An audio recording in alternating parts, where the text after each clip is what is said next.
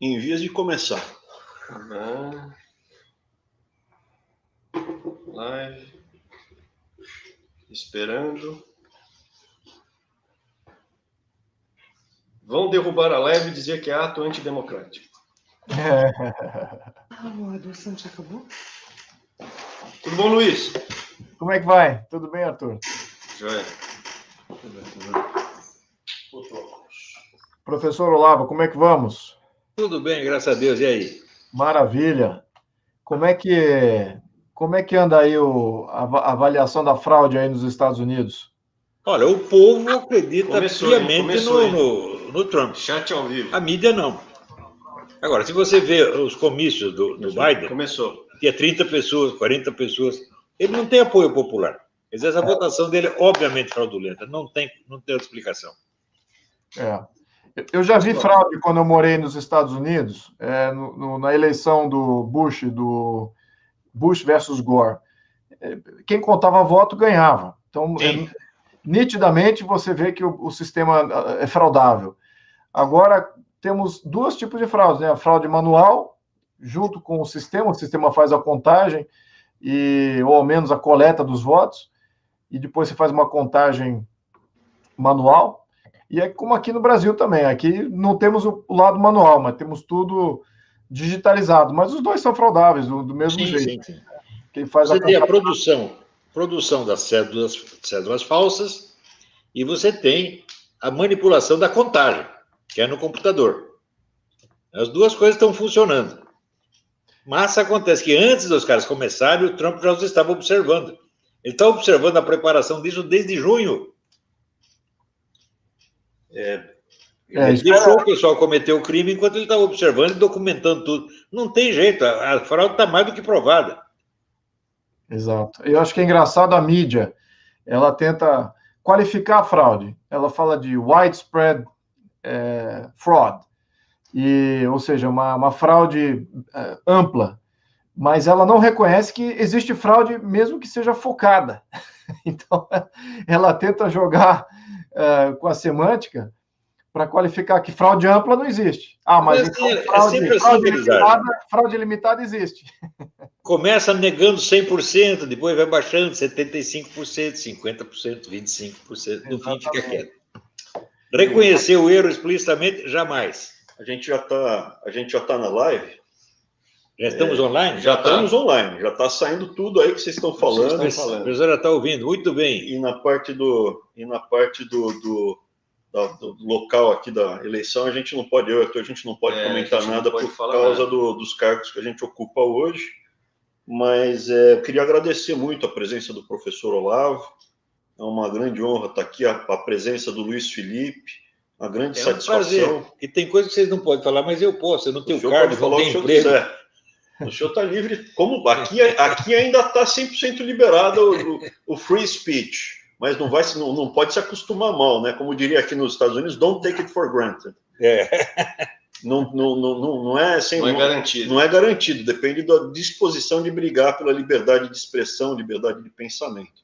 Mas eu queria aproveitar muito o dia 15 de novembro, porque, professor, a gente já viu várias vezes assim a forma como é feita a dominação das ideias, ela passa muito pelo controle da linguagem, do seu passado, da sua identidade, e quando você já está com tudo isso dominado, você não consegue nem esboçar a reação, você não sabe nem se expressar. E olhando para a história do Brasil, o dia 15 de novembro de 1889 é um dia onde houve um grande golpe, que depois foi transformado numa grande mentira. E essa mentira ela foi perdurada ao longo de 131 anos. Essa mentira não acabou. E para nós resgatarmos a autoimagem do Brasil, eu acho que é fundamental a gente olhar para a história, ver os impactos que esse golpe causou, que se perpetuaram, e aí a representatividade do senhor e do Luiz Felipe é emblemática. Então, eu só queria começar, né, falando assim, bem resumidamente, a minha percepção do que foi 1889, que era, as pessoas mentem, a família imperial era anti-escravidão, Dom Pedro I falava que o meu sangue é igual ao sangue dos negros, a família imperial era contra Dom Pedro II, a Dona Leopoldina, a Princesa Isabel, todos eles lutaram fervorosamente contra a escravidão. E quem estava a favor da escravidão eram os oligarcas, que depois, hoje em dia, eles estão lutando pelos monopólios, só se perpetuaram de alguma forma, algumas famílias, inclusive, até hoje estão aí. E aí você vem com a declaração da Lei Áurea, né, a libertação dos escravos. Esses escravagistas, esses oligarcas, eles queriam que o império se ressarcisse, devolvesse o dinheiro da propriedade que eles tinham para si como escravos. É o povo do Brasil ia ter que pagar mais impostos para bancar esses oligarcas. E a princesa Isabel, que já era praticamente a regente, né, foi a primeira regente de fato do Brasil, ela bateu o pé e falou: isso é inadmissível, está errado, a escravidão é antiética, é amoral, e o povo não tem que pagar para esses poucos oligarcas, eles já tiveram o lucro que tinham que ter. E eles entraram numa aposta que, se acabasse o império e virasse uma república, essa nova república poderia ressarci-los. Daí vem a preparação do golpe. O exército brasileiro, que é um exército louvável, a história dele do Caxias, da participação da Segunda Guerra, é um exército admirável, mas as pessoas são falhas. O Deodoro da Fonseca, cujo pai foi sustentado pelo Pedro II, tinham muitos filhos, o Pedro II pagou o sustento do bolso dele, tirava o dinheiro do bolso dele para sustentar os irmãos, sustentar o próprio Deodoro. O Deodoro foi promovido jurando lealdade a vida inteira, se deixou levar pelas circunstâncias, né? Ele foi conduzido por um grupo de golpistas, poucos nas Forças Armadas, a Marinha não embarcou, uma parte pequena do Exército embarcou, e teve o golpe, a ponto que um dos irmãos do Deodoro, lá na Bahia, falou: não, isso aqui é um absurdo, eu vou pegar esses golpistas. Já preparou, mobilizou as tropas para descer para o Rio de Janeiro, quando ele descobriu quem estava na cabeça do golpe era o irmão, daí, e o imperador já tinha saído. Então, assim, foi uma orquestração, mas a república nasce como? Ela nasce oligárquica, golpista, porque era só fazer poderia se fazer uma eleição, poderia se fazer plebiscito, poderia se fazer democraticamente, pela via democrática, mas não foi feito, foi um golpe. E depois se transformou isso numa grande oligarquia que perdura em maior ou menor grau até hoje. Eu só queria fechar para mais uma mentira grande, que o império era escravista. Veja, essa nova república, entre aspas, república, que não é pública, ela é de poucos, né? É uma oligarquia.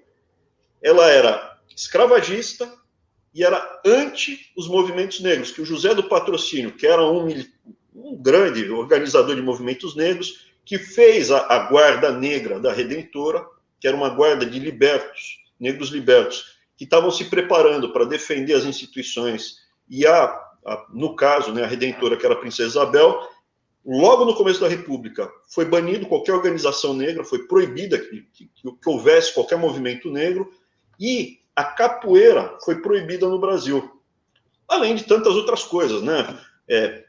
Uma das primeiras coisas foi aumento de salário para os envolvidos, aumento de benefício para os envolvidos. Então, eu queria passar a palavra para vocês, porque eu só queria fazer esse introito, e passar a palavra para o professor e para o Luiz Felipe, que eu acho que tem muito mais a agregar.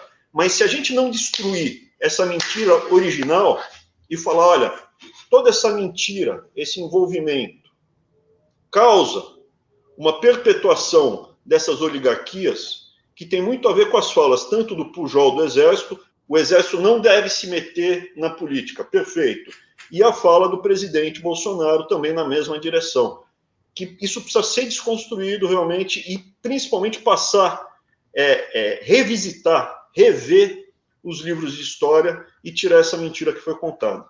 Desculpa, falei demais. Não, tá tudo certo, falou certo. Perfeita introdução. Professor, diga. Ao seu dispor. Muito bem.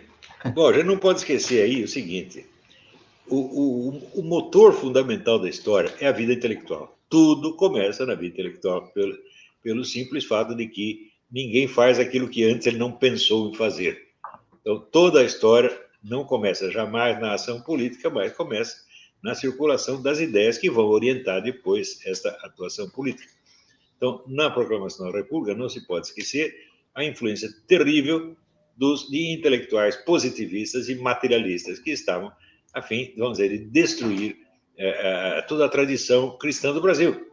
Tá certo? E você veja, aí aconteceu uma situação paradoxal, porque os nossos imperadores também não eram amigos da igreja. Quando veio a independência brasileira, nós tínhamos 3.000 monges. Quando terminou o Império, restavam apenas 8. Durante o Império, o imperador não deixava entrar, os superiores das ordens religiosas não podiam entrar no Brasil para fiscalizar o que estava acontecendo. Então, virou aquela decadência total do clero, né? Cada padre tinha 15 amantes e assim por diante. Quando veio ali o Dom Vital, né, e tentou botar ordem na coisa, o que aconteceu? Botaram ele na cadeia. Então, a igreja estava se ressentindo muito do Império, então ela se aliou aos republicanos, que eram materialistas, positivistas, etc, etc. Então, é claro, a igreja aí ganha um certo espaço na sociedade a troco de se aliar aos seus piores inimigos para derrubar o Império. Então, você vê, a corrupção intelectual disso aí é monstruosa, porque assim, é um bando de mentiras, vamos dizer, de conversas sem substância, reduzidas, no fim da conta, à propaganda do interesse de grupos. Aliás, isso é uma constante no Brasil. No Brasil, as pessoas não lutam por ideias, lutam por interesses de grupos só, às vezes travestidos de ideias. Você põe literalmente o que a expressão alemã Ideenkleid, quer dizer, um vestido de ideias em torno de meros interesses grupais. É só o que se vê. Quer dizer, por exemplo, o pessoal fala, não, mas com quem você vai discutir política no Brasil? Não tem com quem discutir, porque só existem representantes de grupos. Você tem um grupo comunista, você tem um grupo militar, você tem um grupo positivista, você tem um grupo liberal. Eu não tenho o que discutir com essa gente. Quer dizer, na verdade, o mundo das ideias filosóficas é de criação exclusiva de indivíduos, nunca de grupos. Aliás, todo mundo da filosofia, da ciência e da arte é sempre criado por indivíduos, nunca pelo grupo. Por exemplo, se você pegar as descobertas científicas, você pega aí Isaac Newton, né? A Inglaterra inteira descobriu a lei da gravidade e foi contar para o Isaac Newton, ou ele descobriu sozinho e depois contou para a Inglaterra. E assim por diante. Nessas peças de Shakespeare, todo mundo escreveu as peças de Shakespeare e foi entregar para o Shakespeare. Ou ele escreveu e depois mostrou para os outros. Então, só o indivíduo humano, a inteligência individual, tem força criativa na arte, na filosofia, na ciência e na discussão ideológica também. Mas no Brasil o pessoal ainda não entendeu. Eles só são capazes de expressar interesses e ideias de grupos. Ou seja, é um discurso onde os interesses são camuflados de pretextos ideológicos, filosóficos, etc, etc. Você não tem uma discussão séria de nada. E a proclamação da República foi exatamente isso. Quando você vê as ideias positivistas que criaram a nossa República, são ideias imbecis, chega ao ponto do indescritível. Outro dia mesmo eu estava relendo os escritos do Graça Aranha, né, que era um cara que ele era de uma família católica, foi convertido ao positivismo e materialismo por gurus locais e criou um monte de ideias imbecis, ridículas. O pessoal não lembra mais dessas ideias, mas a gente vê o efeito delas na política, está aí. Foi criada a República dura até agora. Não é isso? Se bem que até chamar isso de República, eu acho um pouco ridículo, porque é uma oligarquia, sempre foi. Quando você vai ver, todos os movimentos políticos e ideológicos que surgiram no Brasil surgem da influência estrangeira absorvida muito às pressas. Então, teve esse negócio positivista que cria a República. Daí vem as ideias fascistas, sobretudo italianas, e ganham o governo Vargas. Não é isso? Depois, na fase seguinte, entra o quê? O nacionalismo anti-imperialista, a ideia do Stalin, né? Movimento terceiro-mundista, comunista, na verdade. Não é isso? Quando você tem, por exemplo, o golpe de 64, né? O que estava por trás dele?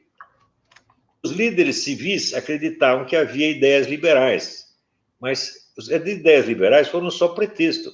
Na verdade, o que funcionou foi, de novo, o bom e velho positivismo militar. Quer dizer, os militares fizeram o golpe para livrar o Brasil do comunismo? Não, fizeram o golpe para eles tomarem o poder e ficarem lá 20 anos, que foi exatamente o que eles fizeram. Quando você vai ver, o que eles fizeram contra o comunismo no Brasil? Nada. Me mostra um filminho de propaganda anticomunista que eles tenham feito. Nada. Me mostra um livrinho anticomunista que eles tenham publicado. Nada.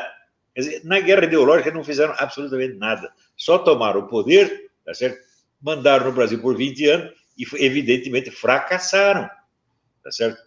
Então, daí depois você tem uma nova leva de comunistas com Lula, etc. Tudo isso é influência ideológica estrangeira absorvida às pressas e de maneira superficial e boba, sem nenhuma discussão séria.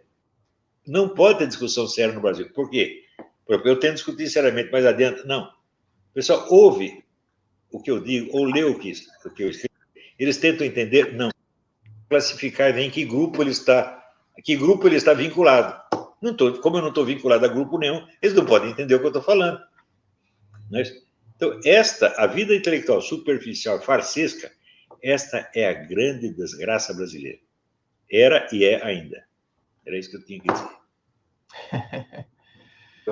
Olha, eu não posso não concordar com nenhuma afirmação colocada aqui. Eu acho que a defesa de ideias, agora eu vou dizer como essa experiência curta que eu tive agora como deputado, esses últimos 2 anos, praticamente 2 anos, é interessante ver como qualquer projeto de lei, ou até emenda constitucional, mas nas justificativas, ou até mesmo no projeto, que você coloque a palavra liberdade, vamos liberalizar, vamos dar liberdade, isso não ganha voz, não ganha trâmite dentro da Câmara dos Deputados. Efetivamente, a luta pela liberdade, ou o conceito de liberdade, de um liberalismo até, como foi amplamente debatido na Europa, sobretudo após que a Rússia cai no comunismo, né, tem um golpe de Estado na Revolução de Outubro, a Europa inteira começa a debater comunismo, e ali há um grande debate liberal versus comunista, se temos que manter na sociedade ou se traz tudo para o Estado. Ali houve um grande debate, começando já em 1917, 18, todo ao longo do início do século XX. Isso nunca aconteceu no Brasil. Esse debate nunca aconteceu. O Estado foi sempre se agrandecendo, foi sempre crescendo. Isso é bem pontuado até no nosso sistema tributário, vários livros aí que mostram o nosso sistema tributário, mostra como é que era a tributação no Brasil Império, que era extremamente estável, um percentual bem baixo do PIB, e a partir, assim, meses após a República, isso começa a subir, a tributação começa a subir, e não para de subir até agora. Então, nunca efetivamente houve um debate em função do que é do Estado, o que é da sociedade, isso nunca ocorreu. E é como o senhor bem mencionou, o brasileiro, desde aquela época, importa as ideias de fora. Então, ele já importava o resumo do que era o que estava nascendo no século XX, que era a social-democracia, que era uma simbiose entre vamos liberalizar alguns setores da economia, mas vamos aí socializar vários outros setores da economia. Era meio que uma síntese entre o totalitarismo e o liberalismo político, entre o comunismo econômico e o liberalismo econômico. Então, era meio do caminho, mas não tenha dúvida que era de esquerda e com viés ainda mais totalitário em alguns aspectos. Então, essa dinâmica de criação de Brasil República e nunca funcionou, nunca teve sua gênese. Foi um golpe, se apoderaram do poder existente, havia um golpe de Estado, como muito bem colocou o Weintraub, e só se agrandeceu com aquele poder, foi só se ramificando, se expandindo, ao ponto que a sociedade que estava nascente, não podemos dizer que havia uma sociedade como existe, fazendo um anacronismo aqui, como ela existe hoje, né, participativa, exigindo transparência, exigindo tudo, no final do século XIX. Essa sociedade estava nascente, mas o que aconteceu com a República foi um retrocesso muito grande para essa sociedade. Ela perdeu o que existia ali de gênese republicana, que era, de fato, existia ali no Brasil Império. Existia separação de poderes, nunca houve, ao menos o Segundo Império, nunca houve o fechamento de Congresso, mídia sempre operou com ampla liberdade de expressão, aliás, sempre mais mídia, mais opiniões era usada até para contrapor algumas das ideias que surgiam, quase que em monólogos. Então, existia, assim, obviamente, com um contexto de muito mais liberdade, muito mais separação de poderes e estabilidade política, e que nunca existiu na República. A sociedade do final do Brasil Império não conseguiu até entender o seu contexto, só conseguiu entender isso, quem pontua isso até muito bem, está aqui, até em passagem ele cita isso, é um livro do Luiz Felipe Dávila, que mostra isso, com a burocracia que estava no final do Brasil Império, era mesmo do início do Brasil República. E essa burocracia, essa tinha, assim, a visão, essa tinha a experiência de como é que era estar dentro do Brasil Império e como é estar vivendo dentro de uma república.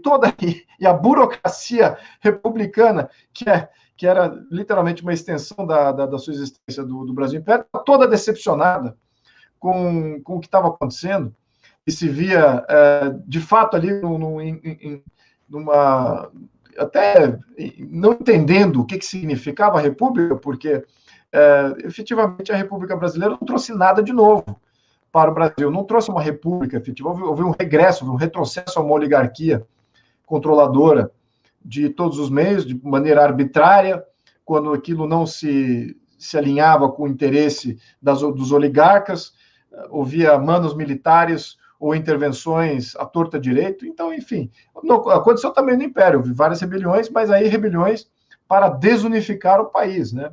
E rebeliões de oligarcas locais, que estavam querendo exatamente o que eles conquistaram mais tarde com o Brasil República. Então, o foco era diferente, ou mesmo a intervenção era diferente, era para preservar a nação.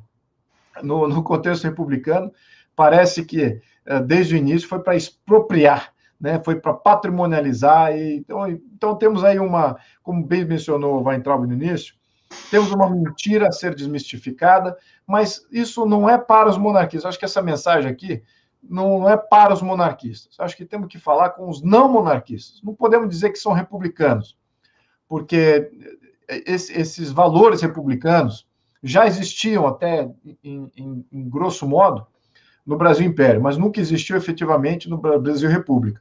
Então, os valores republicanos não têm raiz, né? Eles têm ideias e conceitos, mas eles só se materializaram efetivamente na prática no Brasil Império. Brasil República foi uma grande sequência de instabilidades, intervenções, fechamentos de Congresso, cessamento de liberdade de expressão, golpes de Estado, até ditadores e regimes militares. Isso aqui aconteceu. A oligarquia militar, ela é a mais poderosa que existe, desde então, desde o final do Brasil Império.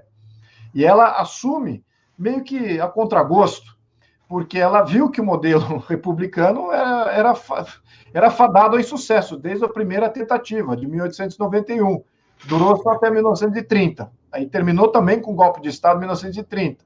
Aí teve uma Constituição nova em 1934. O ditador Getúlio Vargas falou assim, olha, com essa Constituição de 34, o país é ingovernável. Já era ingovernável antes, então ficou pior ainda. Aí ele fez uma nova, durou 3 anos, essa de 34, foi até 37.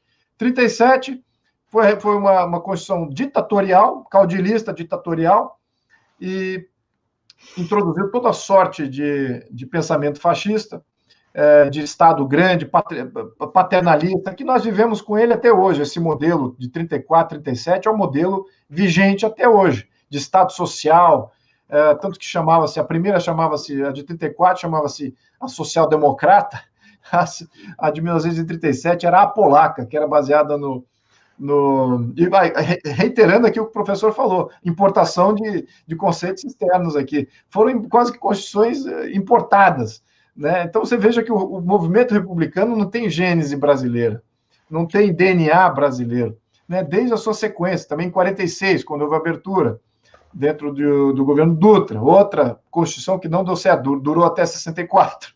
Então, mais uma que 20 anos. Depois tem uma de 67, que durou até 88.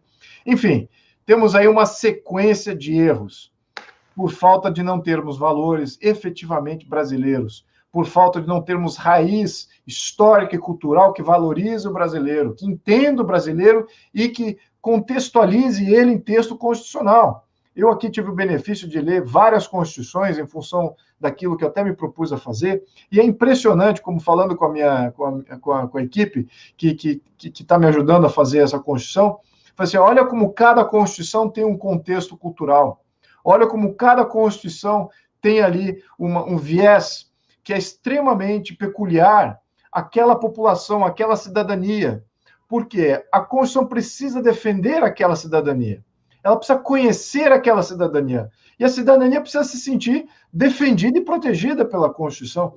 Então, nós não tivemos isso na Constituição de 1891, nós não tivemos isso na Constituição de 34, de 37, de 46, de 64, 67. E de 88, essa daí é a atual vigente, já até não existe mais, né? Já foi emendada 100 vezes, já não existe mais como era em 88. Enfim, voltando aqui ao meu tema.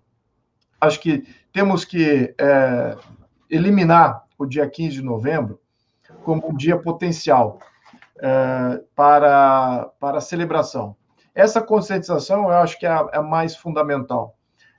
Efetivamente, o dia 15 de novembro, celebrar o dia 15 de novembro, é celebrar um golpe de Estado militar, um retrocesso social muito grande, um desequilíbrio econômico monumental e um erro político que todos, ao menos todos os documentos históricos, auferem que a própria burocracia que assumiu um Brasil república, assumiu agora um contexto de Brasil republicano, ela rechaçava aquele modelo, já via como havia tido uma nítida deterioração política em poucos anos de transição.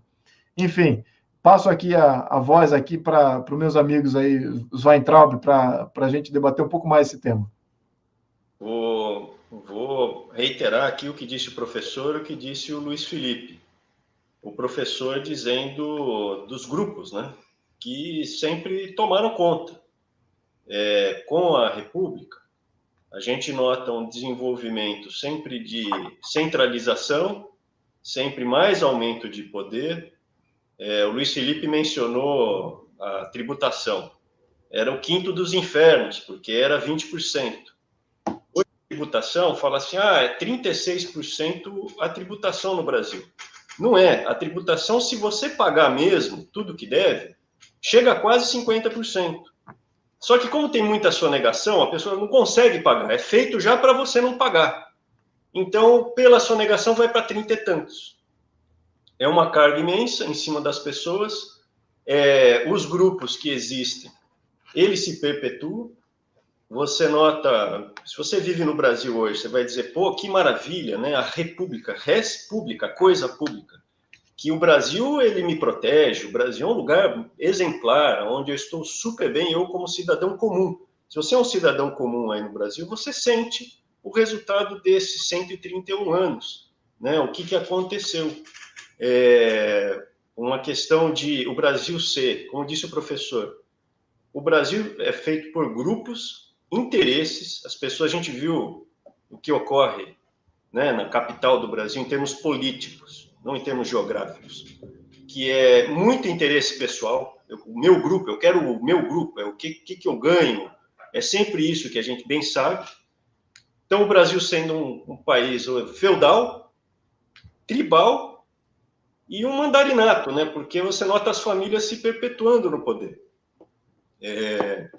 E vou dar um outro exemplo aqui. Eu lembro que até 77, o Brasil não tinha legislação de fundo de pensão, por exemplo. Não tinha uma legislação de previdência privada. Sabe o que utilizava? Utilizava o Código Comercial de 1850. E aí eu lembro de estudar, o Código Comercial estava lá, escravo é propriedade, tratava do escravo lá, era o código que se utilizava. Eu lembro na faculdade de ler o Código Comercial de 1850. Então, só corroborando esses dois aspectos aí que mencionou o professor e o Luiz Felipe. Deixa eu pegar esse gancho para passar a palavra de novo para vocês.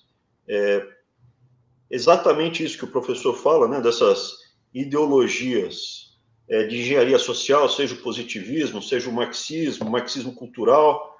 A gente se depara com essa grande engrenagem, a gente se depara com as famílias oligarcas, o metacapitalista, o globalista, aí cada um, mas são o pessoal que quer se apossar dos meios produtivos para eles, para essas poucas famílias, as ideologias e a corrupção. Essas três forças são muito perceptíveis na estrutura de poder de Brasília, não da cidade, mas do poder.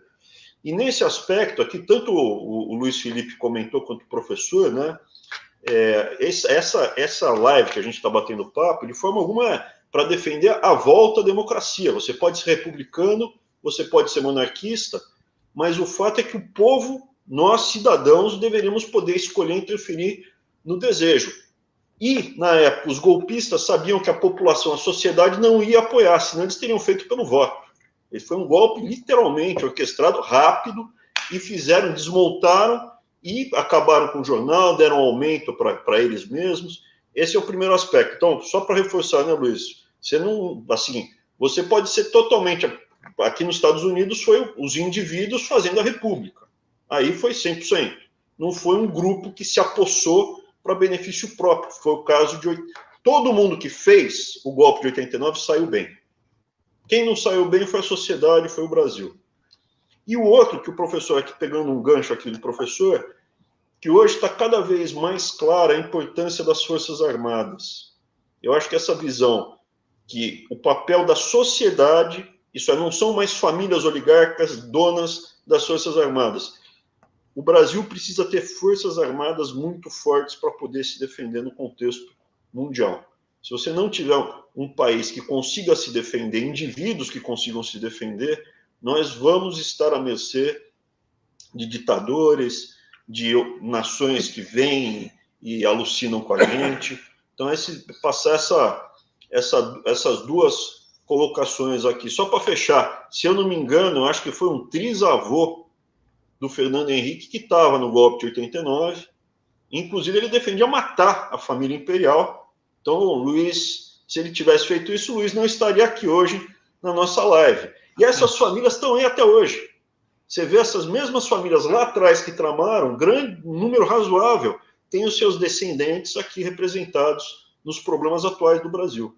Eu queria passar tanto o lado republicano quanto a importância do Brasil, não o exército como a marinha aeronáutica, mas sim uma nação que está envolvida diretamente com as suas Forças Armadas. Então, outro aspecto aí é o seguinte, as ideias que chegam no Brasil, elas são absorvidas muito rapidamente, muito superficialmente e, de imediato, se transformam em forças políticas. Isso aconteceu até com a recém-formada direita brasileira. Os caras mal absorveram 2 ou 3 ideias conservadoras e liberais, já viram um candidato a deputado, senador, vereador, já começa a disputar cargo, nem terminar de discutir as ideias. Quer dizer, eles não entendem as ideias de direita que eles mesmos representam. Então, nós vimos, com o surgimento da nova direita, uma onda de picaretas que dá para competir com a picaretagem petista, rapaz. Quer dizer, vocês estão com muita pressa. Vocês querem eleger um presidente agora? Eu falei, eu sempre achei besteira. Tá certo? Claro que depois que se consolidou a candidatura Bolsonaro, tinha que apoiá-lo. Claro, eu apoiava um lado ou outro. Mas eu achava que eleger um presidente era prematuro. Quer dizer, nós temos que terminar de conquistar a esfera cultural, social e psicológica primeiro. Depois fazemos um presidente, senão você pega um presidente isolado, sem apoio social, sem militância, sem uma base ideológica e coloca ele lá em cima, é para matá-lo, vocês querem matar o homem, que foi exatamente o que fizeram. Ele não vai poder governar. Então, olha, uma das frases que eu prefiro no mundo é a frase do Goethe, é urgente ter paciência. Se você não tem paciência, está muito apressadinho, você vai se ferrar, tá entendendo? Agora também é a mesma coisa. O que nós temos que fazer? Eu estudei a formação de vários movimentos políticos no mundo. E ela obedece a uma sequência de etapas que não são trocáveis. E o dominação intelectual é a primeira. Ou seja, se não são as suas ideias que estão ocupando os principais lugares nas livrarias, não adianta você conquistar o poder eleitoral que você não vai poder governar. Então você tem que ter primeiro, vamos dizer, a base intelectual sólida, superar o seu inimigo, você ter mais prestígio intelectual do que ele. Com o prestígio intelectual você conquista o quê? A juventude universitária. É o único jeito. Você vê, eu tenho muito prestígio no meio universitário, tenho prestígio de inimigos, mas eu sou um só, né? Graças a Deus agora estão aparecendo jovens intelectuais capacitados e nós quase já temos a condição de quebrar o prestígio desses picaretas da esquerda que dominaram o país durante 50 anos. Né? Você não pode esquecer, olha, quando eu publiquei o Imbecil Coletivo, em 96, o pessoal da esquerda estava tão acostumado a não ser jamais criticado que eles nem entendiam o que eu estava falando. É uma coisa tão estranha para eles, né? Quer dizer, o confronto de ideias para eles era impensável, só existe a nossa ideia. Tem gente que é assim até hoje. Você vê, outro dia teve um empresário, né? Sujeito inteligente, boa pessoa, não vou dizer o nome. Olha, a coisa está ficando de tal modo que eu começo quase a acreditar nesse negócio do Fute São Paulo. Você vê o tempo que esse pessoal leva para entender o que está, para captar o que está acontecendo. É um negócio abismante. Quer dizer, é muita burrice. O problema do Brasil não é comunismo, não é nem roubalho, o problema é burrice. Veja, o QI nacional médio caiu vertiginosamente ao longo de 40 anos. Enquanto a maior parte dos países, você pega países da África, países paupérrimos, subiu, o nosso baixou. Nós temos que consertar isso primeiro, você está entendendo? Então não é questão, vamos fazer um movimento conservador, ou liberal, ou comunista, ou fascista. Não é isso, gente. Vamos fazer um movimento de restauração da inteligência nacional. Agora, você tem que sacrificar a isso os seus objetivos políticos imediatos. Você tem que desistir de ser senador, de ser governador. Não, esta geração, nós não vamos ter vitória política nenhuma. Nós vamos restaurar a inteligência da juventude brasileira, e daí mais tarde ela resolverá o que fazer. Nós não vamos dar palpite. Por isso que a pessoa pede sugestão para mim, fala, não dou sugestão. É prematuro para ter sugestão, é prematuro para ter solução. Nós temos que formar... Santo Tomás de Aquino ensina, não existe ação sem o agente. Não adianta você decidir que ação você vai fazer se você não tem o agente. Então, cria o agente primeiro e depois ele decide a ação. Não somos nós. Tem um QI que aumentou no Brasil, professor. É o quem indica. Sim, esse aí. Eu corroborando aqui com o professor Olavo, concordo plenamente que não existe uma base ideológica, cultural, uma doutrina efetiva que todos futuros candidatos, atuais candidatos, possam se dizer e se aliar com relação a essa doutrina e poder se corresponder com ela e se dizer conservador, se dizer liberal, com profundidade, com capacidade de debate. Como o senhor muito bem afirmou, existe aí alguns que estão se despontando, começando a criar asas próprias em pensamento, em localizar esse pensamento, né? Trazer o que é o conservadorismo, o que é o liberalismo, e o brasileiro botar isso tudo num pote e falar, muito bem, está aqui uma doutrina que é nossa, né? Que faz sentido para o brasileiro. Então, isso ainda está em gênese. Eu concordo que não há ainda uma base muito ampla, e isso reflete também em questões políticas. Então, quem aperta o botão lá no Congresso pode estar se dizendo conservador, liberal, e muitas vezes está ali fazendo errado, está fazendo coisa que não está alinhado com esse pensamento. E, de fato, é muito difícil exigir dos representantes políticos concernente a uma nova doutrina que não existe. O que existe, o que é o default, o que é o padrão, é o pensamento de esquerda, é o pensamento assistencialista, o pensamento socialista. Então, isso que a gente tem que destruir, claro que não diria que destruir, porque não se destrói ideias, né? Você se sufoca as ideias, criando aí um outro espectro de ideias que seja mais bem aceito do que as ideias socialistas. Entendendo o conjunto, o desafio é muito grande, professor Olavo, porque você tem, não só, se a disputa fosse unicamente na questão cultural, debate intelectual e acadêmico, informativo, eu acho que a gente até teria uma chance.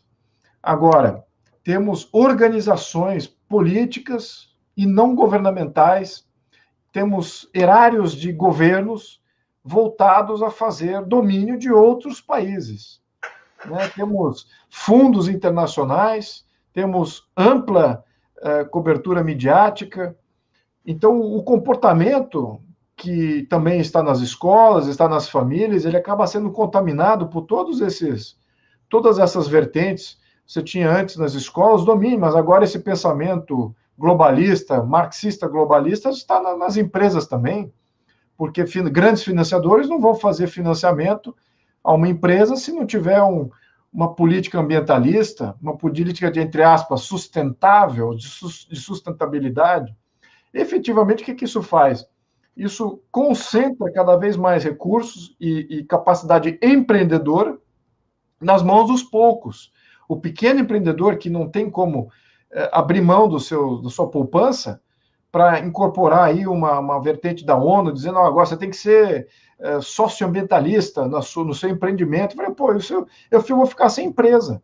Não vou nem começar a poder criar raiz aqui no meu negócio, porque eu não tenho uma estratégia socioambientalista quando você tem 1 ou 2 funcionários, ou você está agindo por conta própria, com seus próprios recursos.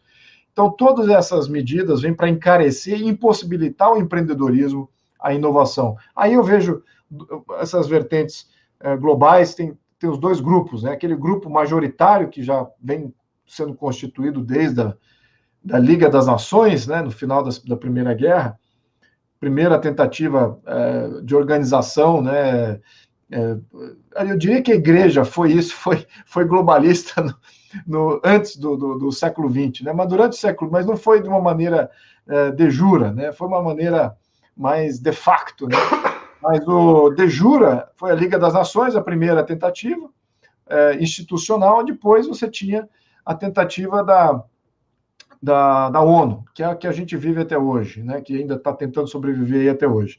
Mas dentro desse pensamento globalista, você tem aqueles que não acreditam no desenvolvimento, acham que os recursos naturais são finitos, que se toda a classe média do mundo resolver consumir igual ao padrão europeu norte-americano, vai acabar os recursos naturais, e então a gente tem que retroceder no nosso desenvolvimento, a gente tem que retroceder no nosso consumo, consumir menos, desenvolver menos, produzir menos. A teoria do Clube de Roma. Oi, perdão? A teoria do Clube de Roma. Exato.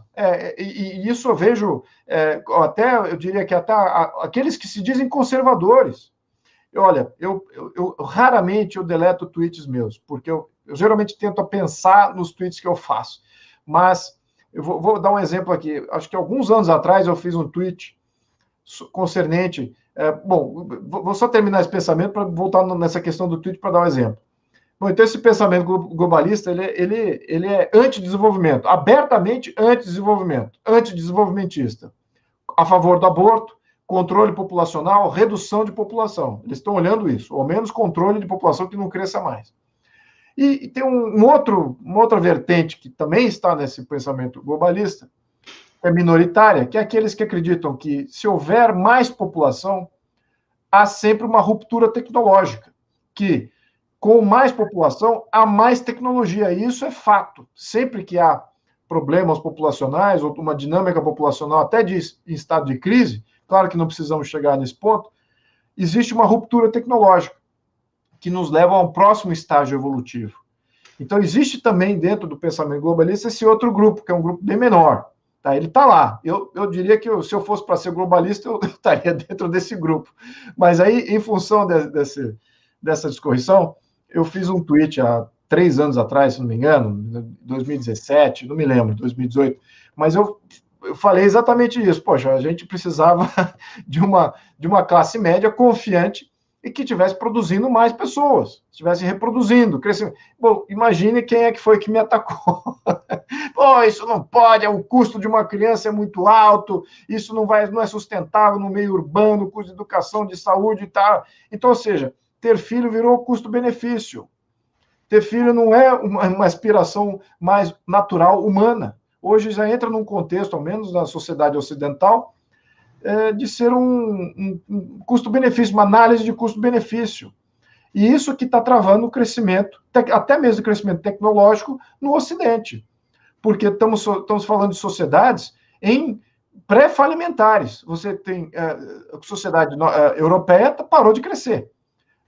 Aqui, sul-americana, Brasil também está ali, menos de 1% de crescimento populacional. Última vez que eu vi, estava 0,8%, estava parecido com a Itália, que estava com uma crise populacional ali já gritante. Então, todos esses países da América e do Ocidente, Europa, já estão em situação similar. A Rússia, inclusive. A Rússia está num processo de depopulação muito grande. A China vai entrar num processo, não de depopulação, mas de estagnação populacional e inversão de pirâmide, em que você tem mais pessoas mais velhas e poucas pessoas na base da pirâmide, jovens, né, por causa daquela política dos anos 70 de não reprodutória. Então, o único lugar que vai estar crescendo vai ser a África, mas só por um período aí curto. Então, efetivamente, essa teoria de desenvolvimento, a realidade hoje do mundo, né, da economia mundial, e acho que é por isso que estão todos falando do grande reset, é porque a projeção olhando de 2020 para 2050 é de estagnação populacional, perda das políticas anteriores de crescimento, não vamos crescer mais com o comércio exterior, porque o comércio exterior vai estar travado, não vamos crescer em função do não crescimento da população, a ascensão social também, que vem com as inovações e tal, também vai estar limitada, então de onde vai vir o crescimento? Então, a projeção já é de contração, e não existe muito modelo econômico que trabalha com contração, nem socialismo, nem capitalismo. Então, eles estão pensando aí, talvez, seja uma das bases do pensamento do grande reset. Olha, vamos ter que inventar aqui o processo desenvolvimentista, vamos inventar aqui um novo modelo que substitua essas teorias antes predicadas em crescimento populacional. Enfim, então, eu queria pontuar isso, porque, de fato, o que é hoje conservador e liberal vai estar também influenciado por essa realidade. Isso é uma contextualização, é uma agregação do que é ser conservador e liberal. Como foi definido lá no século XVIII, século XIX, quando se surgem os movimentos liberais, depois os movimentos conservadores. Agora, no século XXI, temos que agregar tudo que foi aprendido desse século XX e agora, considerando essas projeções, se elas são verdades ou não, se a gente aceita isso ou não, mas isso também tem que ser contextualizado. E certamente ninguém está fazendo esse juízo de valor, não. Eu queria observar uma coisa aí, esse ingresso rápido e improvisado de ideias e sua imediata transformação em movimento político tem pelo menos uma consequência desastrosa, que é a seguinte: as ideias liberais, no sentido brasileiro do termo, não americano, porque americano, nos Estados Unidos, liberal quer dizer esquerdista. No Brasil, liberal quer dizer adepto da economia privada e da liberdade de mercado e da democracia. Né? O ingresso dessas ideias vem atingido da seguinte nuance. É o livro do Albert J. Nock. Nosso inimigo, o Estado. Então, do lado você tem ideologias estatistas e, do outro lado, as ideologias liberais, que são a favor da liberdade de mercado. Então, nós temos que combater o mercado e defender a livre empresa. Acontece o seguinte: quem é hoje o grande inimigo da liberdade no mundo? São as grandes empresas privadas, gente. Não é o Estado. E não tinha nenhum liberal conservador preparado para enfrentar isso, por causa da identificação apressada de uma ideologia com um determinado grupo social. Quando você vê, de repente, a ideologia que pertencia a um grupo social é adotada por outro. Daí o pessoal não entende mais nada. Então, hoje, o nosso inimigo não é mais o Estado. São os monopólios. São os monopólios. É a Big Tech, como eles chamam. É isso? Aqui nos Estados Unidos, né? Porque lá no Brasil a gente não tem as Big Techs. A gente tem o monopólio da cerveja. Não, a Big Tech estrangeira manda lá. A Big Tech estrangeira, americana e europeia manda lá. E esses são os nossos inimigos. Eu lembro assim, anos atrás, mais de 10 anos atrás, tinha lá uma plantação que pertencia a Monsanto. E daí veio um comunistinho europeu, francês, e tocou fogo na plantação. Todos os liberais, onde já se viu, isso é uma intervenção absurda, papapá.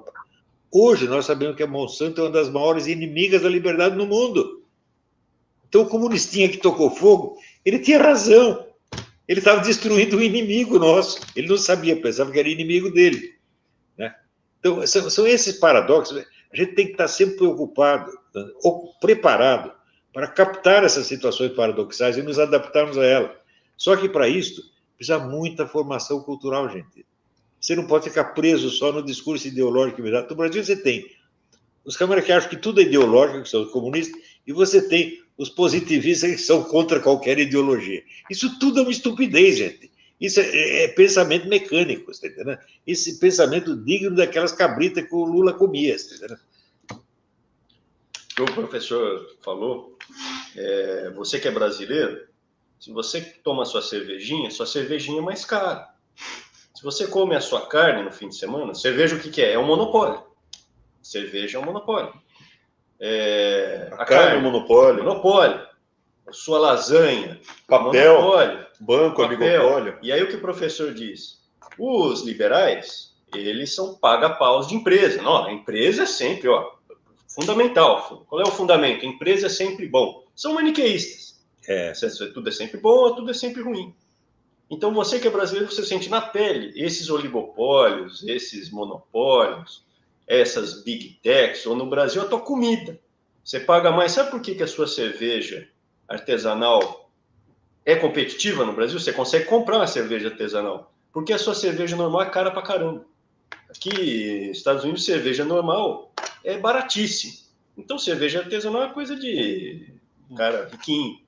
Mas isso que o Arthur está comentando é fundamental pelo seguinte: Estados Unidos é uma nação livre porque no começo do século XX, o Theodore Roosevelt, não o Franklin Delano, o Theodore Roosevelt falou: eu vou quebrar todos os monopólios. Não vai poder ter monopólio aqui. Na época tinha uma revolução tecnológica. O John Rockefeller conseguiu, através da Standard Oil, o monopólio do querosene, né, do petróleo. E ele começou a fazer justamente esse jogo de dominância, de aparelhamento das instituições, que eram os barões ladrões, os Baron Robbers. Não somente o John Rockefeller, mas tinham outras famílias, poucas oligarcas, que estavam construindo esse modelo. E isso que o professor está comentando é justamente nesse momento atual de revolução tecnológica, algumas empresas dominadas por alguns investidores estão controlando nossos meios de comunicação, da internet, nossos meios de pagamento, nossos sistemas de votação, de eleição. Essa informação. E só para a gente não perder o fio da meada, o Brasil, ao contrário dos Estados Unidos, ele começa a república com uma oligarquia. Ao passo que aqui nunca houve. Então aqui é uma nação muito mais onde o indivíduo tem a sua liberdade. E para mim, professor, o senhor que resgatou o conceito do conservador é o seguinte: eu quero conservar o futuro da minha família. Minha família ninguém põe a mão. Eu quero ter a minha casa, a minha árvore de Natal, a minha família, e os meus filhos vão ser educados conforme os meus valores. É tudo meu indivíduo, minha família. Eu posso ser fraterno com o próximo, mas não vem pisar no meu carro. Uma coisa é você defender a propriedade privada do cidadão comum, outra coisa é você defender a propriedade privada dos Rockefellers, tá entendendo? Que eles não estão jogando de igual. Né? Ou do homem da Microsoft. A propriedade privada deles que se dane. Tem que defender a nossa propriedade privada. A teoria econômica, a escola austríaca, vão mostrar muito bem que o livre mercado gera muita riqueza enquanto é um mercado livre. É isso que eu chamo. Monopólio não é mercado livre. Metacapitalista é o sujeito que ganhou tanto dinheiro com a liberdade de mercado que ele não quer mais liberdade de mercado. Ele quer o monopólio. E assim, aqui eu vou fazer um testemunho. Eu estava conversando com o professor Olavo, acho que tem um ano e pouco atrás, e eu falei: professor, o metacapitalista, eu comecei a citar os nomes do Brasil. É esse cara daqui que conseguiu monopólio em tal lugar, é esse cara daqui. Abraão, eu não sei, eu simplesmente vislumbrei a teoria, desenhei, mas eu não sei dos quadros. Então, ele teve a sacada de ver o movimento sem ter a inferência do que estava acontecendo a posteriori, que hoje em dia está muito visível. Esses grandes monopolistas querem ampliar e dominar completamente o país, aliados a governantes, alguns governantes corruptos, com corrupção, aliados a um pensamento ideológico artificial, como o professor aliado falou. Aos comunistas, porque eles dão dinheiro para os comunistas. Positivista também. Exatamente. Positivista também, né? E também aliado, agora vindo uma pressão internacional, né? Que entrou mais um player nesse jogo todo, como se já não tivesse complexo. Eu não posso falar, mas todo mundo aqui sabe do que se trata. Olha, o desafio é singular. O Brasil está sozinho, nós podemos ver, sozinho na região, certamente, os Estados Unidos também, contra essa organização que está se consolidando cada vez mais. Eu acho que os inimigos de todas as nações já está se apresentando, está se tornando tão visível como nunca antes. Antes você falar em globalismo, poder central, global, era teoria da conspiração, era só um ufanismo qualquer. Não um ufanismo, era basicamente alguma teoria aí de ficção científica, mas agora estamos vendo que, de fato, existe coordenação, as mídias internacionais todas uníssonas, até em mensagens, sobretudo nessa questão da fraude eleitoral norte-americana, opiniões sobre dissidentes, né, líderes nacionalistas, líderes conservadores, são os dissidentes. E esses o poder global não pode aceitar. Eles lutam contra o nacionalismo. E olha, é difícil lutar contra o nacionalismo, porque nacionalismo é uma das forças mais poderosas que existe. É mais poderoso até que algumas ideologias. Tanto que as ideologias elas têm que se acoplar à vontade nacionalista, né? Como os movimentos comunistas tiveram que acoplar ao nacionalismo, como foi o caso da China, né? Os comunistas aí eu consegui a sua revolução mais tarde, né? Depois de lograr sucesso no combate nacionalista. Né? Na questão da Rússia também, até certo ponto, se bem que a Rússia já era consolidada como país, mas tinha ali uma guerra a ser debelada, e os nacionalistas foram uns que debelaram a Primeira Guerra Mundial e depois surgiram os infiltrados para tomar conta via um golpe de outubro. Então você tem aí os movimentos nacionalistas, são muito fortes, e para você se contrapor a isso, essa vontade de você pertencer a uma nação-estado, tem que ter muito dinheiro, muita corrupção, muita organização. E é exatamente isso que eles estão conquistando. Eles estão conquistando essa organização, já tem dinheiro, hoje o dinheiro não vale mais nada, se você for ver o custo de capital, talvez no Brasil é caríssimo em função dessas concentrações aí de poder econômico, etc., nos grandes bancos, o próprio Banco Central, etc. Agora, no mercado internacional, o dinheiro não vale mais nada, você empresta zero. E mesmo assim tem quase que pedir para a pessoa pegar e emprestar. Então o dinheiro efetivamente já existe. Organização, a ONU tem uma certa pegada aí em termos organizacionais que é importante, mas que dá uma base de organização importante. E agora você tem aí os corruptos, esses aí que se corrompem a torta direito em vários países. Você vê países que já reconheceram Biden, você vê a fraqueza dessas lideranças. Só os líderes fortes, regionalmente fortes, que têm resistido. Se você for ver os pontos de força que não estão integrados a esse movimento globalista, Rússia, China, Turquia, México meio que por dependência ali dos Estados Unidos, mas México é uma grande economia também, e Brasil. Então você tem aí países e os outros países que já entraram. A Europa, por exemplo, o Boris Johnson já se demonstrou que é politicamente fraco, ele não tem base para se contrapor. É a mesma coisa com o Netanyahu. Talvez ele como pessoa pode até ser líder, agora como base política ele não tem a base política para se contrapor a esse movimento de vamos aceitar Biden porque isso que é bom. E olha, neutralizar os Estados Unidos é o último bastião do combate, né? Assumindo aí Biden e desarticulando o poder que os Estados Unidos têm, sobretudo militar, de poder negar essas parcerias entre países e negar uma série de alianças que podem ser nocivas à sociedade, não só norte-americana, mas nocivas à sociedade como um todo. Debelando isso, você já tem um poder global instaurado. Então, temos aí um combate bem presente, bem visível, os inimigos estão aí, e estão aqui no Brasil, viu? Eu acho que o exército do Deodoro, como muito bem cunhou o Weintraub, ele ainda está arregimentando alguns, viu? Mas eu acho que o exército de Caxias é maior. O exército brasileiro é o exército de Caxias. Sim.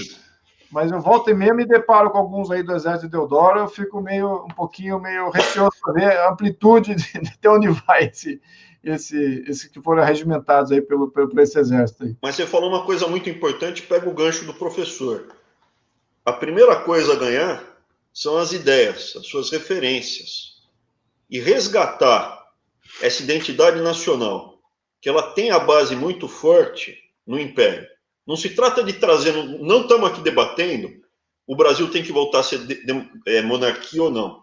Simplesmente resgatar a história do Brasil, resgatar a verdade, foi uma coisa errada que foi feita, da forma errada, com as intenções erradas e teve efeitos que duram até hoje, muito negativos, o golpe de 15 de novembro de 1889. Do ponto de vista social, do ponto de vista racial, a República era extremamente racista, do ponto de vista de igualdade de oportunidade, tudo que você puder olhar, houve um retrocesso de corrupção, instituições, houve um retrocesso muito grande. E é fundamental para nós, que o Brasil tem um papel relevante nesse jogo mundial, ter uma identidade forte, que não possa ser corroída por toda essa propaganda que a gente está sendo impregnado pelos veículos novos de comunicação. Agora, eu tenho uma observação, isso é absolutamente fundamental. Uma corrente política forte não é aquela que tem uma doutrina uniforme, aceita servilmente por todos os seus membros. É o contrário. É aquela que tem número suficiente de dissensões e divergências internas para poder abarcar toda a complexidade de qualquer situação e transcender. Você vê, uma das forças do marxismo é a imensa variedade de correntes que existem dentro dele. Correntes que competem na esfera do matar ou morrer. Ninguém no mundo matou tanto os comunistas quanto os próprios comunistas.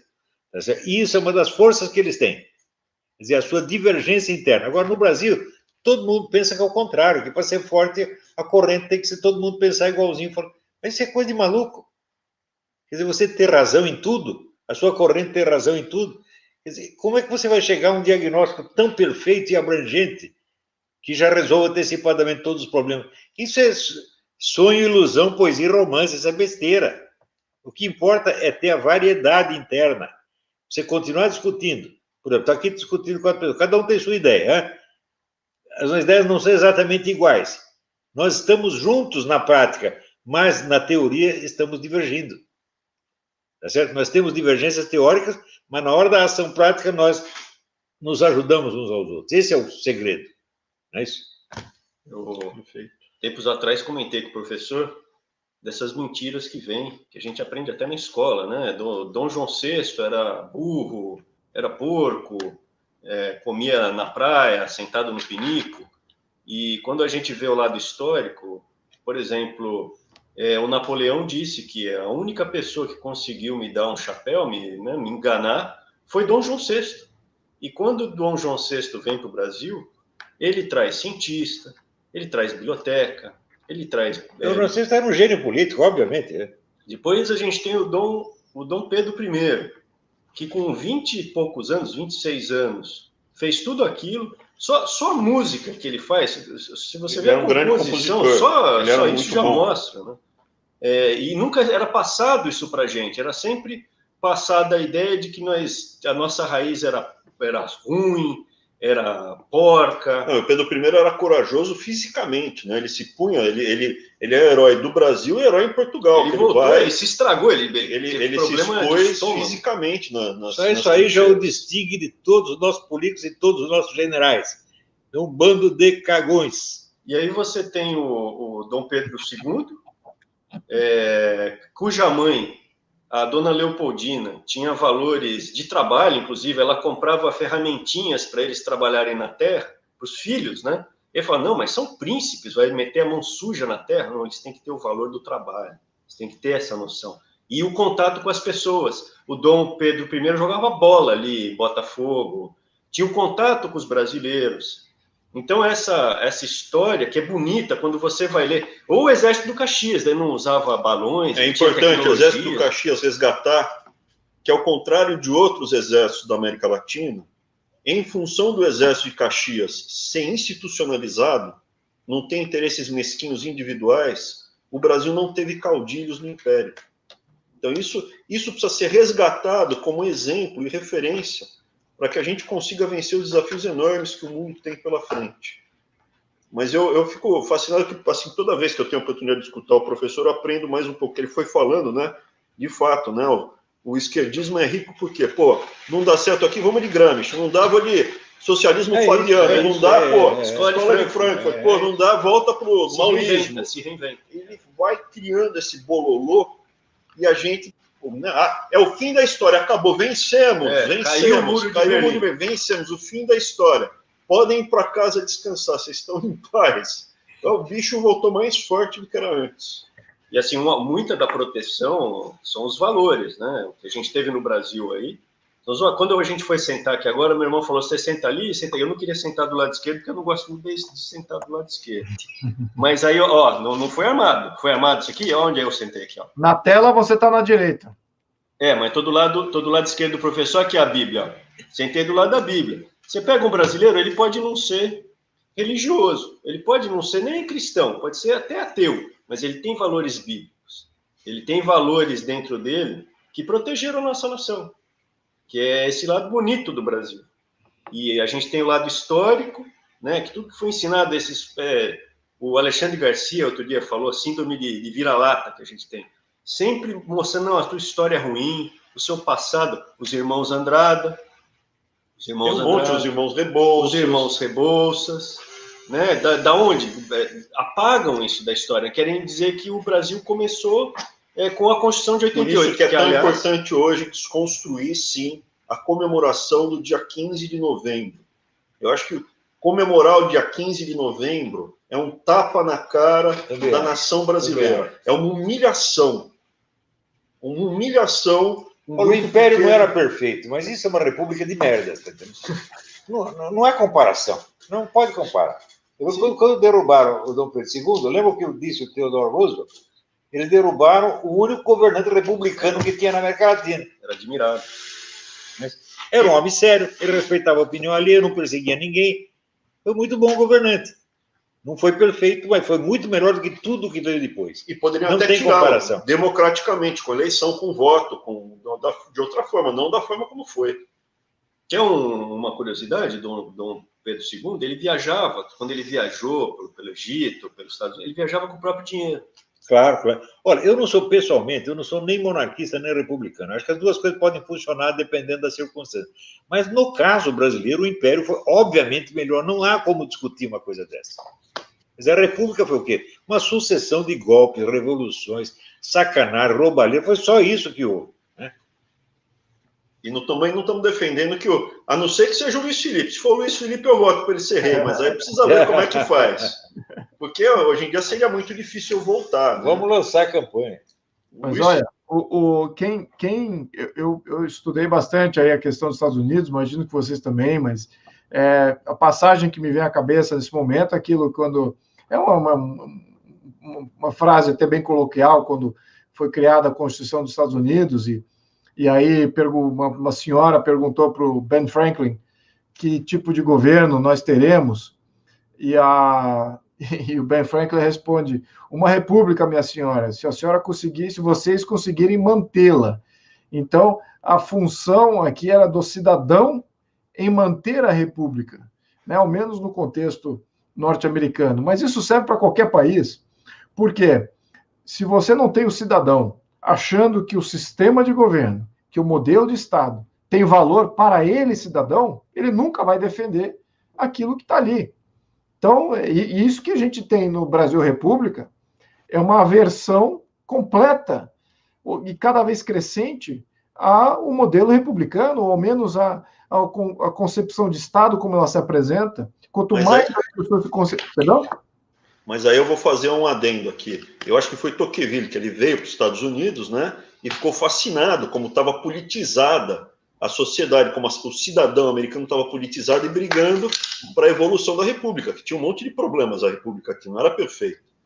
E ele falou o seguinte: não, a República funciona, mas ela não é a prova de idiotas.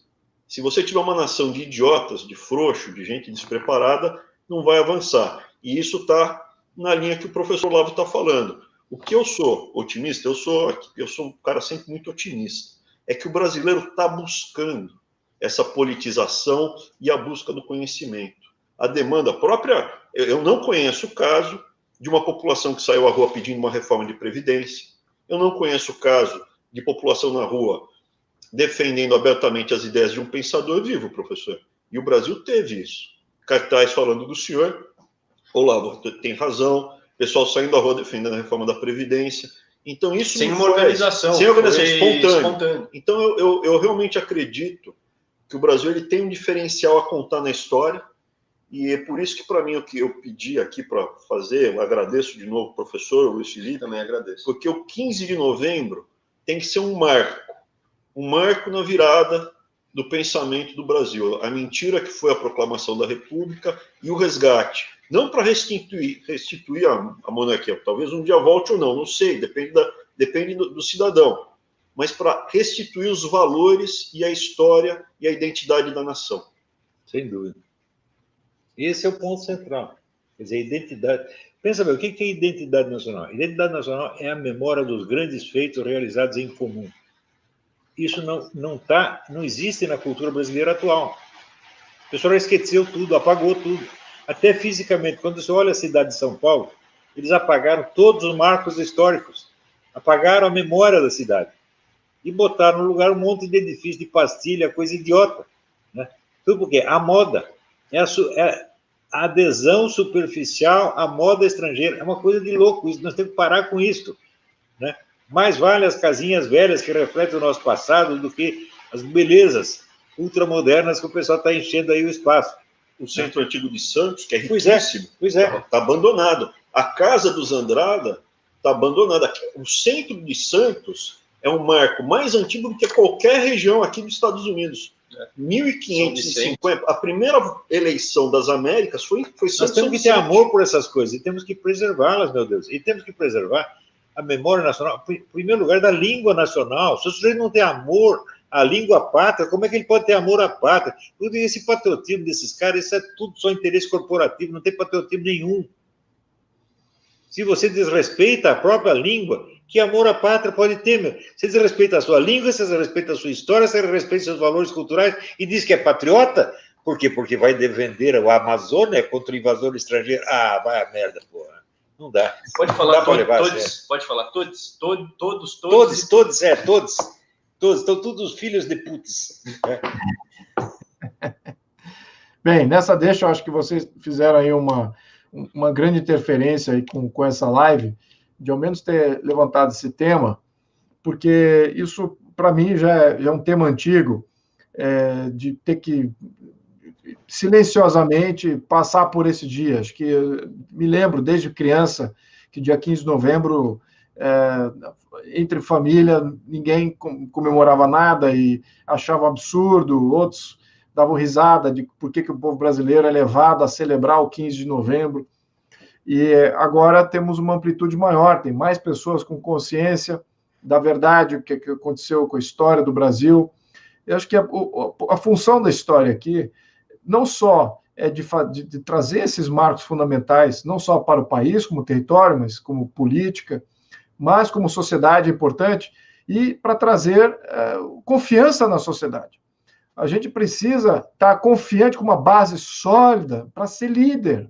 Não existe país, civilização, cultura que foi líder com timidez, com insegurança, com não acreditando em si próprio, não acreditando no seu próprio país, na sua própria civilização. Isso tem ramificações profundas na estratégia e até na concepção de Estado, ao que veio o brasileiro no mundo, a que veio o Brasil, a que serve o Brasil no mundo. Eu tenho a minha visão.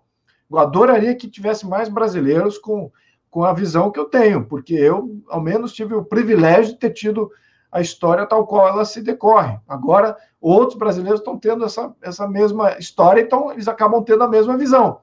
E é muito bacana você fazer parte dessa visão. Me faz sentir muito bem. Eu tenho certeza que vai ter muitos brasileiros por aí se despertando para um novo ser que ainda não existiu, ainda historicamente não existiu, que é aquele ser confiante que a sua história tem algo a ser valorizado e que a sua cultura tem algo a ser comunicado para a humanidade no momento de hoje e para o futuro. É exatamente isso que está faltando. Mas eu acho que vocês estão de parabéns aí pela iniciativa para exatamente iniciar isso com o pé direito, no resgate cultural, e o 15 de novembro fica, eu diria que pode até servir como um marco de reflexão, de conscientização, contrário àquilo que aconteceu no dia 15 de novembro, né? Contra o exército de Deodoro, contra os positivistas, contra os socialistas também, que já tinham ideias ali marcantes. Isso transforme lentamente, até que essa data seja erradicada efetivamente, ela vai servir como um bastião aí de resgate cultural aí para o Brasil. E vocês estão de parabéns aí pela proposta. Se eu puder representar isso, ou tiver outros deputados que queiram representar isso em Câmara, poxa, seria maravilhoso. Mas acho que... é o dia da infâmia, em vez da proclamação da República. Infâmia, eu também acho. É o dia da infâmia. Você não pode apagar. A gente nunca deve esquecer o 15 de novembro de 89. Só que, em vez de comemorar, a gente deveria estar de luto. E não comemorar, não ter um hino. Ter uma marcha fúnebre. Tá certo, tá certo. Já estou de luta. Muito bom, muito bom. Gente, muito obrigado mesmo. Agradeço demais o professor Olavo, o Luiz Felipe. Obrigado. Agradeço muito a presença de todos que estão ouvindo a gente. Bom, e o que mais eu posso falar? Fiquem com Deus. Fiquem com Deus a todos vocês. Tchau, tchau. Tchau. Um abraço a todos. Muito obrigado. Não sei como é.